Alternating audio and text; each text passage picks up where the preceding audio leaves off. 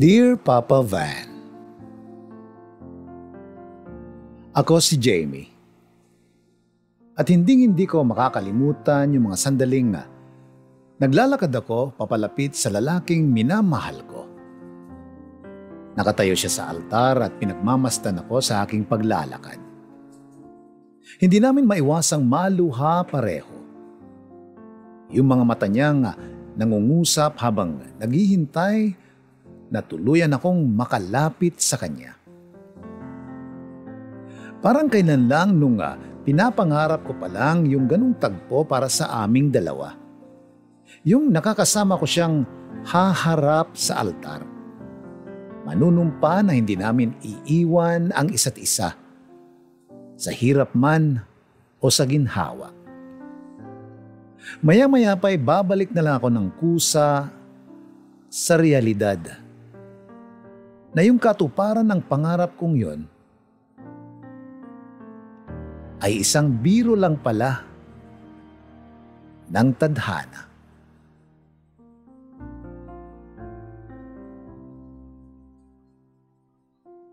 Bata pa lang ako, madalas ko nang marinig yung litanyang libre lang mangarap. Salitang tila nagbibigay pag-asa sa lahat na lahat ay kayang-kaya mong maabot sa isipan mo.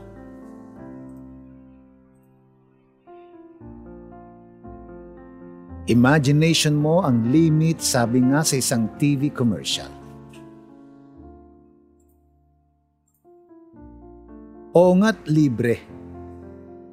Pero hindi ba't madidismaya ka lang kung sa huli, hindi pala ito parte ng realidad mo? Nakita ko kung paano nagmistulang miserable ang buhay ni Mama sa pangiiwan sa kanya ni Tatay. Saksi ako sa lahat ng paghihirap niya sa piling ng sarili kong ama. Ilang taon niyang tiniis ang magaspang na pag-uugali ni Papa. Tapos ang magiging sukli lang pala ng lahat ay pagtataksilan siya. Kaya nung tuluyan na kaming iniwan ni Papa para sa ibang babae, natuwa pa ako, Papa Van. Huwag niyo na sanang masamain yung sinabi ko. Nakakapagod na kasing masaksihan ang paghihirap ng nanay ko sa puder ng tatay ko. Pinagdasal ko nga noon na sana may lalaki pang dadating sa buhay ni Mama. Yung lalaking magbabalik muli ng sigla sa buhay niya. Yung lalaking magpapahalaga sa kanya. Natupad naman yun, Papa Van, nang pumasok sa buhay namin si Tito Gary. Isa sa kagawad sa barangay namin. Fourth year high school na ako noon nang maging sila ni Mama. Dati ko nang kilala si Tito Gary dahil malapit lang sa amin ang bahay nila. Kaso wala akong ideya na noon pa pala siya nagkakagusto sa nanay ko. Tulad ni Mama ay may anak din si Tito Gary. Pero hindi niya kasama dahil nasa pangangalaga ito ng dati niyang nobya. Mas matanda nga lang ako ng buwan sa anak niya. Christine daw ang pangalan nito at nag-aaral sa Bicol, lugar ng kanyang ina. Hindi ako nahirapang makapalagayan ng loob si Tito Gary. Yun din ang naging susi kung bakit naging maayos ang lahat hanggang sa makasal sila ng aking ina. Live-in lang ang estado ng mga magulang ko, Papa. Kaya walang naging hassle sa kasalan nila ni Tito Gary kasi nga single pa rin ang status ni Mama. Bukod sa buong pusong pagtanggap ni Tito Gary kay Mama, minahal at tinuring din niya akong parang tunay na anak niya. Siya pa nga ang may sabing, Papa Gary na lang daw ang itawag ko sa kanya. Ayos lang naman sa akin yun, Papa Van. Deserve naman talaga ni Tito Gary ang matawag na Papa. Si Papa Gary rin ang may ideya na sa private university na lang ako mag-college. Mula nang makasal sila ni Mama ay naging maayos na rin ang lahat sa buhay naming mag-ina. Nakakatuwa lang makita na kahit naturingan na silang mag-asawa ay para pa rin silang nagliligawan. O Jamie, bakit kang umingiti mag-isa dyan? Sita sa akin ni Mama isang gabi. Wala siyang ideya na pinagmamasdan ko sila mula sa veranda. Kinikilig lang ako sa inyo. Para kasi kayong mga bagets kong magkulitan dyan. Nakangiting paliwanag ko. Kailan ko kaya makikilala yung right man ko? Hirit ko pa. Gusto mo siyang makilala? Itulog mo na yan. Managinip ka na lang muna. Wala ka pa sa tamang edad para makipag-boyfriend, uy. Ani Mama na kinawanan na lang namin ni Papa Gary. Hindi ko naman akalain, Papa Van, na may mapapanaginipan nga ako nung gabing yon. Kasabay ko raw sa paglalakad ang isang lalaki. Masaya kaming nagkukwentuhan. Maya-maya pa'y hahawiin niya ang buhok ko saka pupunasan ang pawis ko. Nung inaalukan na niya ako ng tubig na maiinom ay medyo nainis na ako. Hirap kasi akong maaninag yung mukha niya. Kahit anong pilit ko raw ay hirap akong mamukhaan siya. Pero hindi ako pwedeng magkamali. Kasi sa panaginip ko raw ay mahal na mahal ko yung lalaki. Kahit nung magising ako, Papa Van, ay pilit ko pa rin iniisip kung sino nga kaya yung lalaking yun. Ano kaya ang magiging parte niya sa buhay ko? At bakit bigla-bigla na lang siyang nagpakita sa panaginip ko? Bagya pa akong natawa dahil naalala ko ang huling litanya sa akin ni Mama. Gusto mo siyang makilala? Itulog mo na yan. Managinip ka na lang muna. Anya na tila nagkatotoo nga. Sana talaga makilala ko na yung lalaking yun, Papa Van. Sino kaya siya? Sana mag-cruise na ang landas namin sa lalong madaling panahon. Nang ikwento ko yun kay Mama ay tinawanan lang niya ako.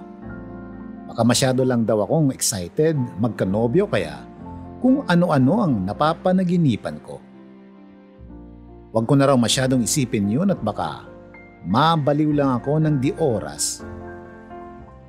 Sa paglipas ng ilang araw, Papa Van, ay tuluyan na ngang nawala yun sa isipan ko. Naging abala na rin kasi ako sa aking pag-aaral. Hindi ko na muling nakita yung lalaking yun sa panaginip ko. Tama nga si Mama. Baka na-excite lang akong magka-jowa. Maayos naman ang naging takbo ng lahat, Papa Van. Wala rin akong naging problema sa pag-aaral. Hindi na bago sa akin yung mga lalaking sumisimple ng diga. Kahit nung high school kasi ako marami nang nagpapakita ng interes sa akin. Wala akong naging boyfriend dahil sadyang wala pang spark. Kaya kahit ang kukulit nila, consistent na unbothered queen lang ang ganap ko. May ilan din naman akong nakikitang gwapo sa campus namin. Kaso, hindi naman sila nagpaparamdam. Ang ilan naman ay taken na. Kaya mas baling maging single na lang. Kesa naman sagutin ko yung hindi ko tipo, di ba? Tiwala naman akong hindi ako tatandang dalaga, Papa Van. Sadyang wala pa siguro sa akin yung swerte sa pagkakaroon ng love life sa mga panahong yun. Tsaka naniniwala akong darating din yung right man at the right time and at the right place. Sinong mag-aakalang yung right place na yon ay sa bahay lang pala? Nagising na lang ako isang umaga nang maulinigan kong may kapulong si Papa Gary sa labas ng bahay. Mga kaedaran niya. Pero may mga natatanaw din akong mga kaedaran ko lang. Marahil tungkol sa papalapit na barangay eleksyon ng paksa ng pulong na yon. Kaya hindi na ako lumabas pa. Sa kadyahing magpakita pa ako. Kagigising ko lang kaya. Kaya lang pagkababa ko ng hagdan, wala na akong nagawa nang salubungin ako ng utos ni Mama. Gising ka na pala. Halika, tulungan mo akong dalhin tong mga to sa labas. Anya habang bitbit ang ilang pagkain at maiinom. Ma, ikaw na lang. Tsura ko naman Hindi pa nga ako naghihilamos. Reklamo ko. E di maghilamos ka na. Diyos ko naman, Jamie. Ang aga-agang inarte yan ha. Mukhang galit na si Mama kaya napabuntong hininga na lang ako. Sumaglit ako ng silip sa salamin bago ako tuluyang lumabas ng bahay.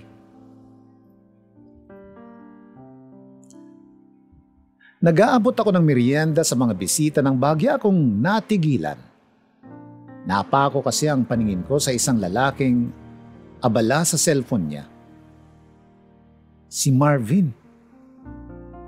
Schoolmate ko na kabilang sa sinasabi kong may tsura sa campus namin. Nang magkatitigan kami ay pansin kong minumukhaan din niya ako.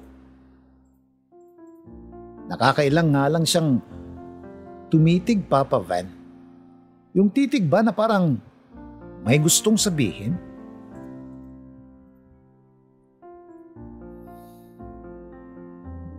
Kapartido pala siya ni Papa bilang miyembro ng Sangguniang Kabataan. Ang gwapo talaga niya, Papa Van. Bagay na bagay sa kanya ang suot niyang white shirt, maong navy pants at black rubber shoes. Ang lakas makagwapo kasi para sa akin kapag malinis magdala ang isang lalaki. Nang ipakilala ako sa kanya ni Papa Gary ay naging maayos naman ang pagbati niya.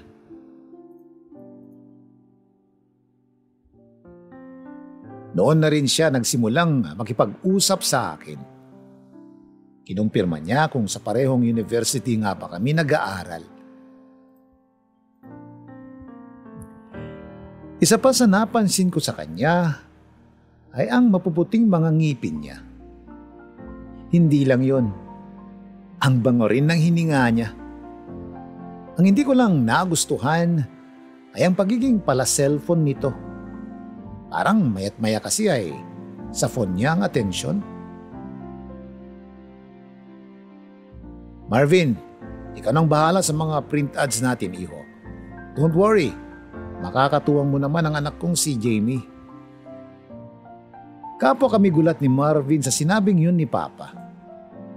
Mukhang mahabang panahon pa pala ang pagsasamahan namin ng dahil sa barangay eleksyon.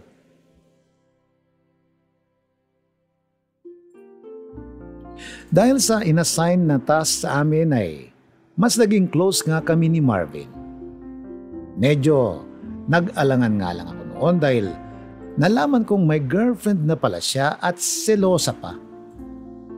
Napansin kong selosa kasi parang mayat maya ata tumatawag yung babae para tanungin kung ano nang ginagawa niya. Yun din ang dahilan kung bakit paputol-putol ang pag-uusap namin sa tuwing may inaasikaso kami. Pasensya ka na sa kanya ha. Makulit kasi talaga tong si Colin. Pinagtatsagaan ko na lang para walang away. Paliwanag niya. Ayos lang. Kung tulad mo ba naman ng boyfriend ko, naku, mapapraning talaga ako. Tugon ko. Bakit? Dahil ba gwapo ako? Nakangiting tanong niya na noon ay nakatitig na sa akin ng malapitan. May sinabi ba akong gwapo ka? Feeling pang-aasar ko. Dahilan para mapangiti siya. Ang ibig kong sabihin, tumakbo kang SK sa barangay natin. Natural, magiging busy ka masyado. Ganun. Kaya mawawalan ka na ng time sa kanya. Kaya siya napapraning, dire-diretsyong paliwanag ko. Okay. Kala ko, dahil sa gwapo ako. Usal niya. Grabe yung kaba ko noon, Papa Van. Ayokong malaman niyang nagagwapuhan ako sa kanya. Baka kasi isipin pa niya mamaya na may gusto ako sa kanya. Sa pagdaan ng mga araw at linggo, naging mas determinado ang partido ni Papa Gary na makuha ang loob ng mga kabarangay namin. Kita ko yun, Papa Van, dahil madalas nila akong kasama sa pagbabahay-bahay.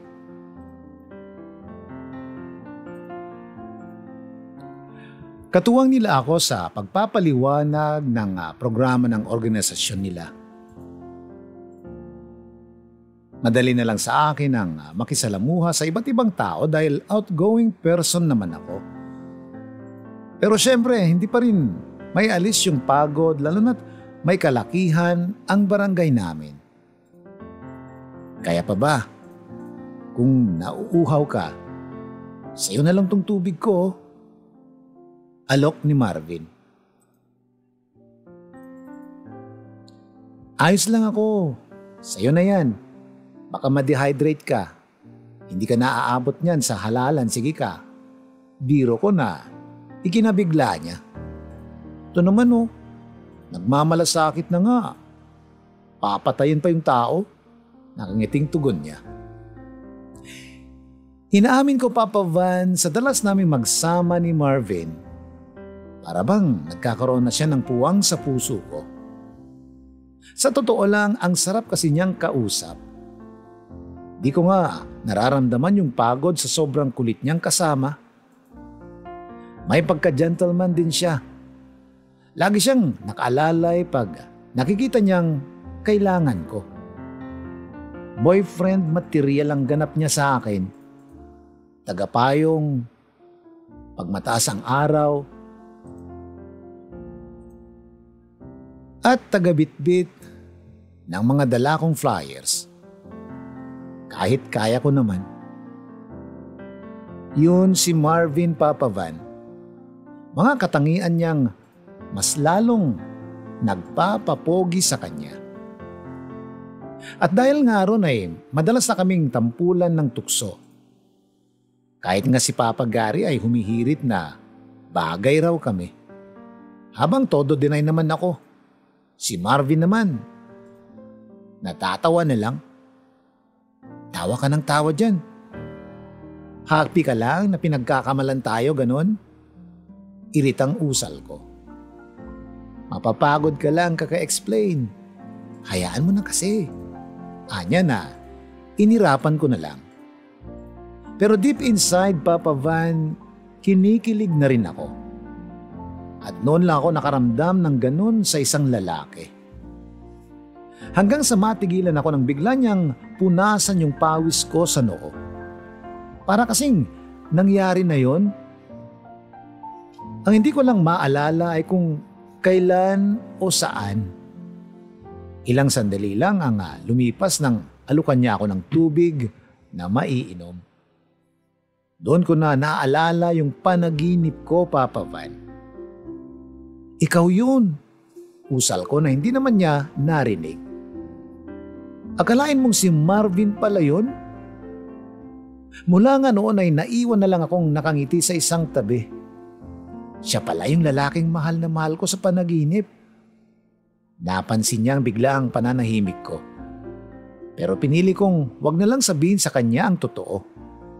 Baka kasi kapag nalaman niyang napanaginipan ko na siya baka lalaki lang ang ulo ng loko. Dahil nga sa close na kami ni Marvin, Papa Van, isinasabay na rin niya ako sa pagpasok ng school. Gusto ko yung feeling na para bang Responsibilidad na niya ako. Sa tuwing bibili yan ng makakain ay hindi pwedeng hindi niya ako sinasali.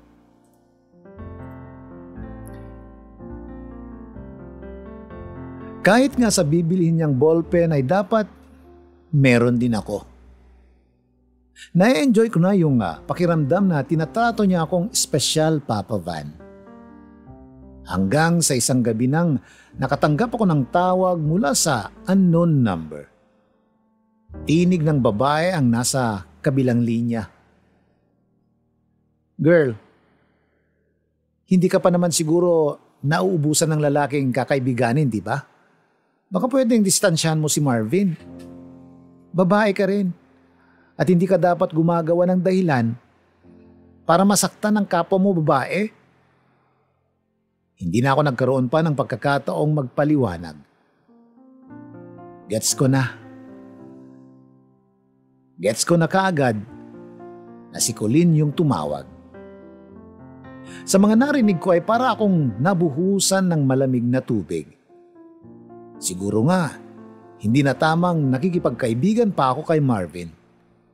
Kasi may nasasaktan kaming tao. Hindi ko na lang yun pinarating kay Marvin. Baka kasi mas maging komplikado lang ang lahat. Pero sinimulan ko na siyang iwasan. Dumating ang araw ng botohan. Kasama niya noon si Colleen. Kaya maging paglapit sa kanya ay hindi ko talaga ginawa. Pansin kong panay ang sulyap sa akin ni Marvin. Pasimple pa nga siyang nag-chat noon. Tinatanong niya kung okay lang daw ba ako. Dahil ayaw ko nang mag-alala siya kaya sinabi ko na ayos lang ako. Wala na sana akong planong textan pa si Marvin Papa Van kaso natuwa ako nang ideklara na ang pagkapanalo nila ni Papa Gary. Congrats! Tipid na bati ko. Salamat! Free ka ba? Labas tayo! Anya na tinanggihan ko na lang. Hindi rin madali sa akin ang iwasan si Marvin lalo na't mas madadalas ko pa siyang makikita. Lalo na ngayong panalo na sila ni Papa. Nasa tabi lang kasi ng bahay namin ang barangay hall. Kaya hindi malabong mamasyal siya sa amin. Pero inigihan ko pa rin ang pag-iwas. Kapag alam kong nasa opisina siya ay nagkukulong lang ako sa kwarto.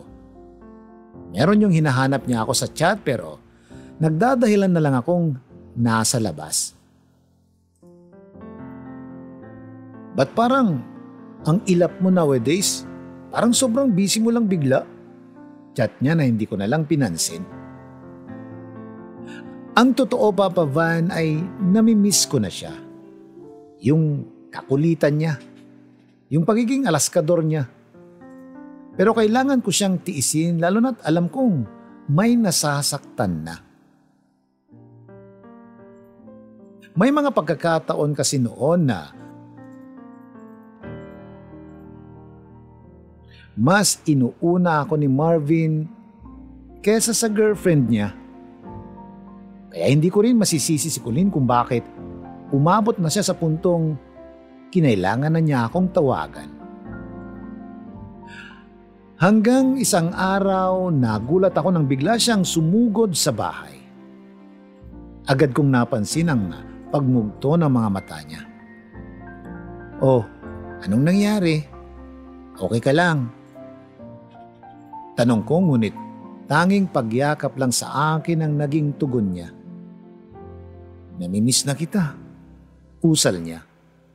Gusto kong maluha rin pero nagpipigil lang ako. Doon na niya kinuwento na tuluyan na siyang nakipaghiwalay kay Colleen. Napaka-irrational na raw nito masyado. Wala na daw katapusan ang mga panghihinala niya. Sa away-bati na lang umiikot ang relasyon nila.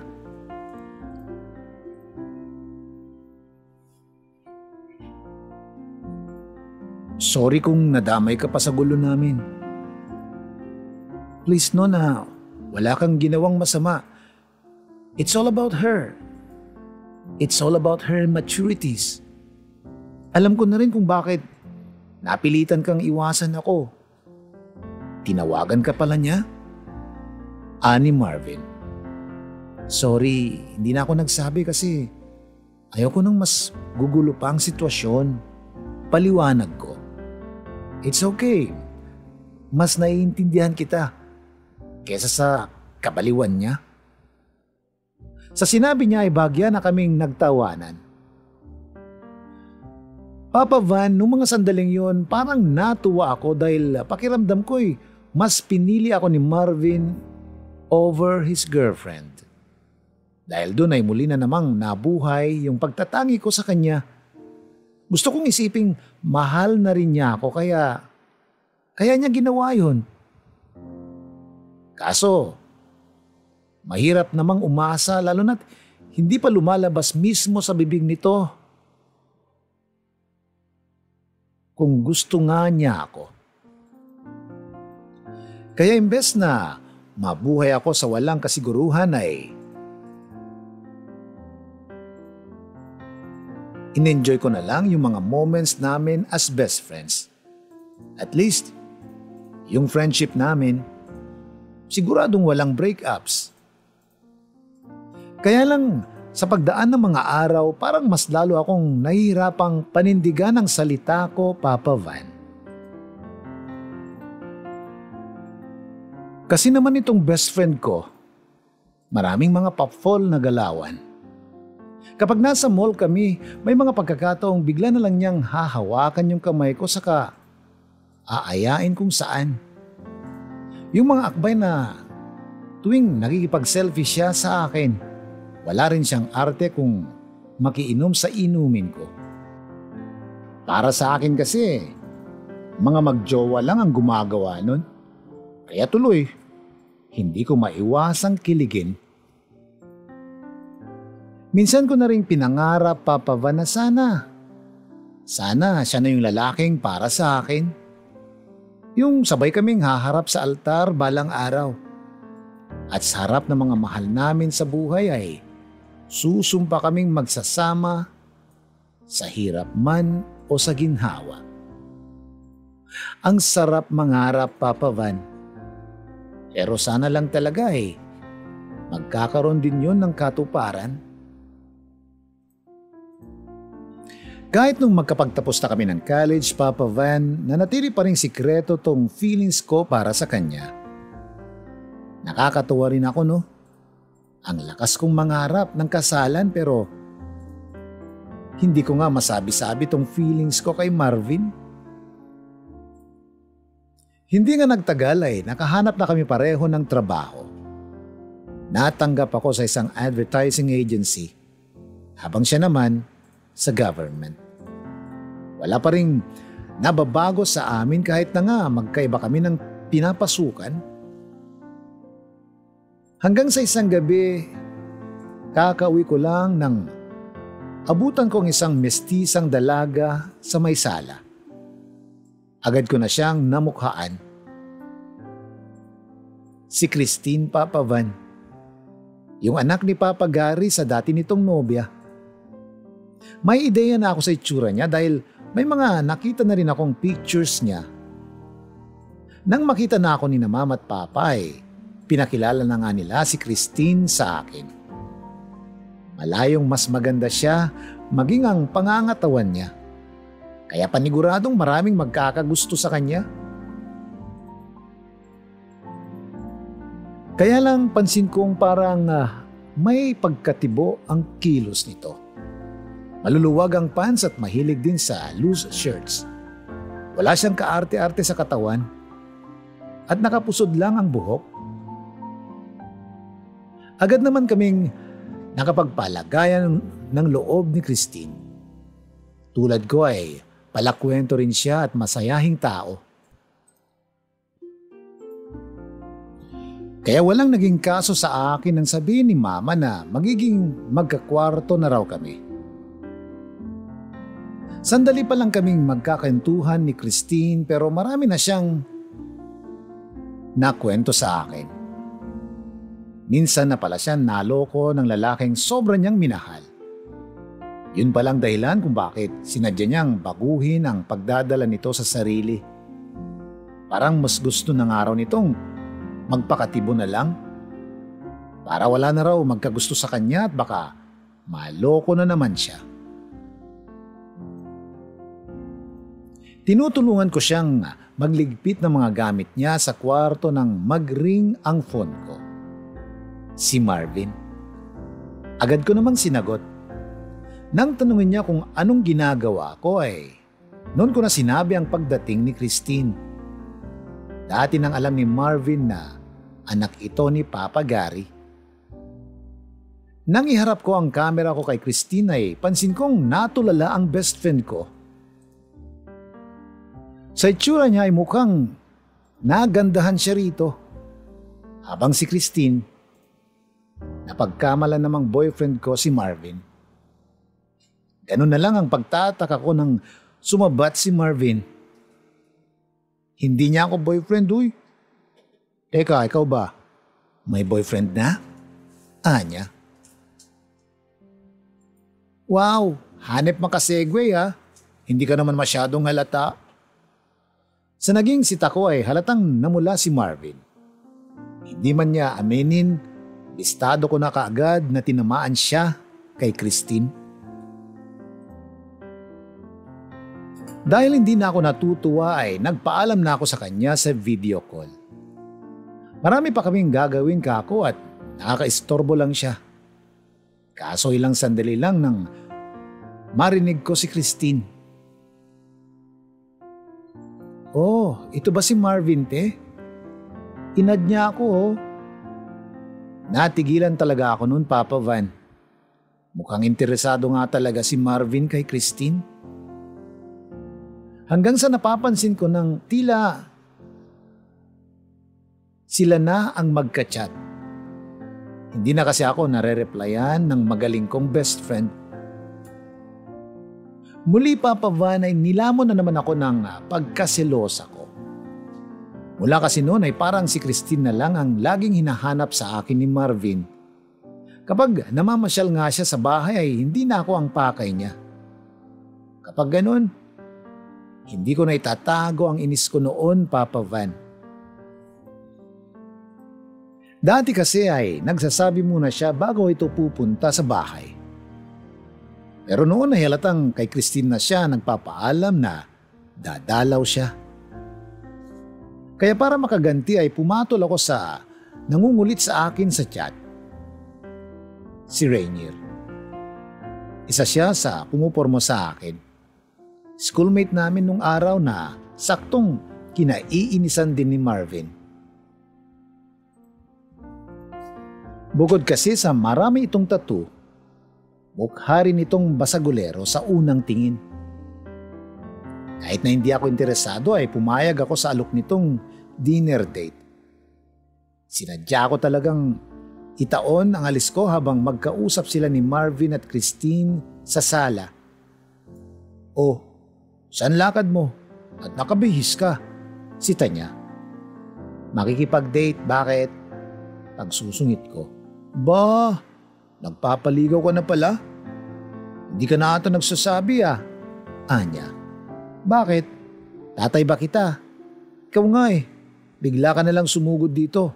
Nagsabi ka ba? Sa pambabara ko natameme siya. Nang malaman niyang si Rainier ang kakatagpuin ko halatang nainis siya. Ano raw ang nangyayari sa akin at kung sino-sino na lang ang pinapatulan ko. Hindi ko na siya sinagot sa tanong niya. Dahil desidido talaga akong inisin pa siya lalo, Papa Van.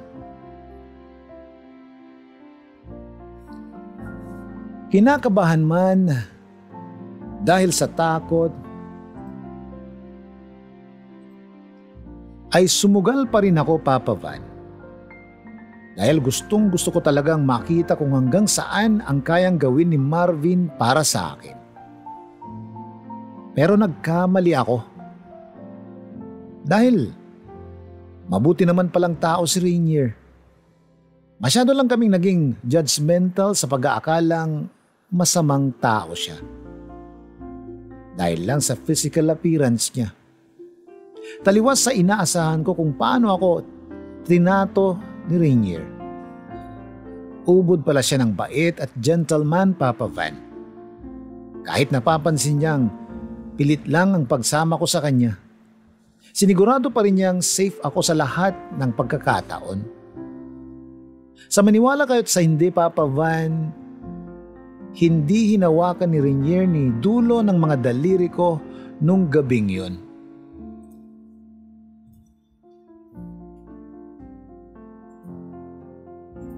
At sa paglipas ng ilang oras na magkasama kami, nakita kong genuine naman ang intensyon niya sa akin. Noon ko na-realize na marami pa palang pwedeng magmahal sa akin.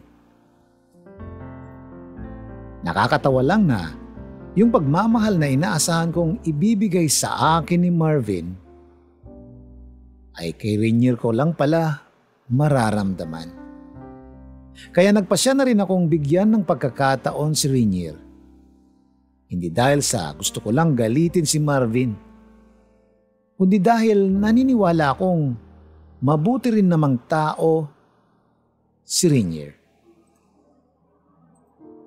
Sa pagpapaligaw ko kay Rainier ay pansamantala kaming nagkaroon ng gap ni Marvin. Mainam na rin yun nang makadiskarte rin siya ng maayos kay Christine. Dinadalasan ko na rin ang pagsama kay Rainier. Dahil kung pipirmi lang ako sa bahay palagi, baka mas mahirapan lang akong kalimutan yung feelings ko para kay Marvin. Makalipas ang ilang linggo, Papa Van, ay sinugot ko na si Rainier.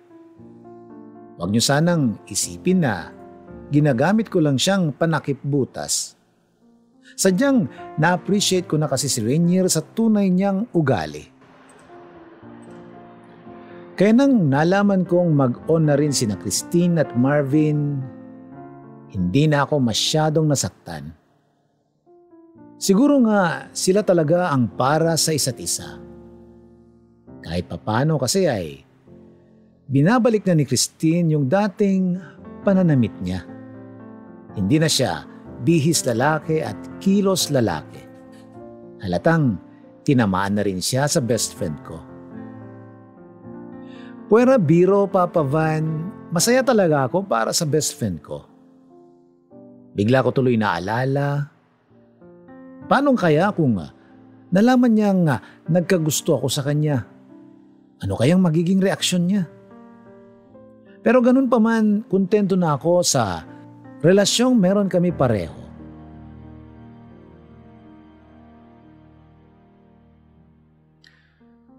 Pagkalipas nga ng 2 taon ay naging malapit na rin sina Rainier at Marvin. Dahil siguro sa napatunayan na ni Rainier ang sarili niya sa best friend ko. And last February 2022, Papa Van, sabay na ginanap ang marriage proposal ni Rainier at Marvin.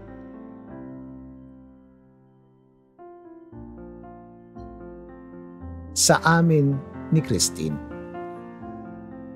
Kapwa masaya sina Mama at Papa nung pareho kaming nag-yes ng kinakapatid ko. At dahil dun sabay ring ginanap ang kasal naming 4 nung February nitong 2023. Hindi ko makakalimutan yung mga sandaling naglalakad ako papalapit sa lalaking minamahal ko. Nakatayo siya sa altar at pinagmamasdan ako sa aking paglalakad. Hindi namin maiwasang maluha pareho.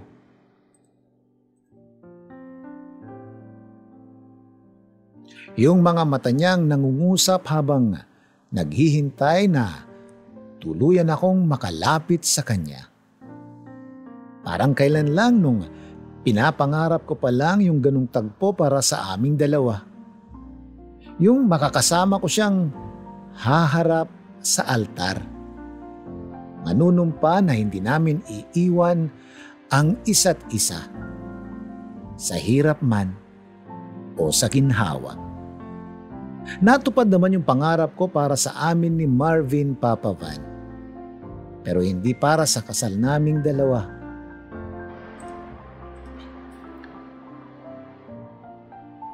Kundi sa pag-iisang dibdib namin sa kanya-kanya naming tadhana.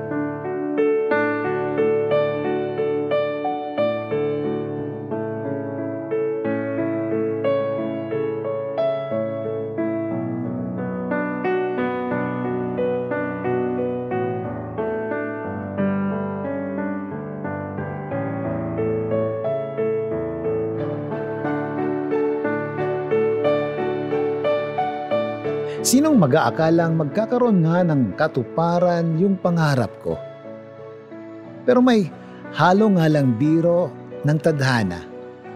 Yung inakala mong siya na, ay sa iba pala nakatadhana. Maraming salamat, Papa Van. Sana lang ay magustuhan ng mga viewers nyo sa YouTube itong kwento ng buhay at pag-ibig ko. Sa ngayon ay 2 buwan na akong buntis, habang si Christine naman magta-3 buwan na.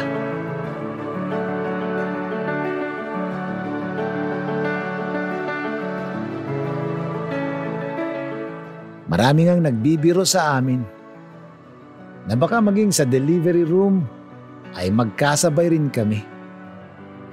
Muli, Papa Van, salamat. Sana makita ka rin po namin sa personal balang araw. God bless po. Ang inyong exclusive na tagahanga, JB.